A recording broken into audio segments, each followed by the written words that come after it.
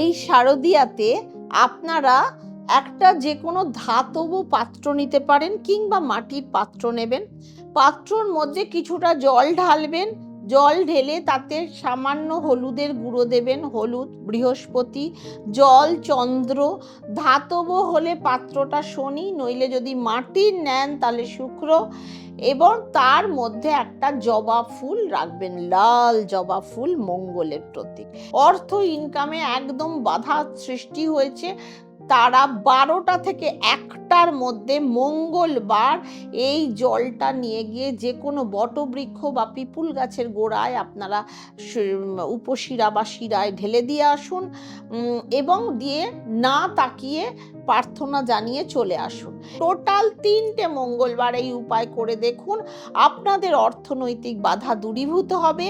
একসাথে শনি, চন্দ্র, মঙ্গল ও বৃহস্পতি প্রচণ্ড পরিমাণে স্ট্রং হয়ে যাবে।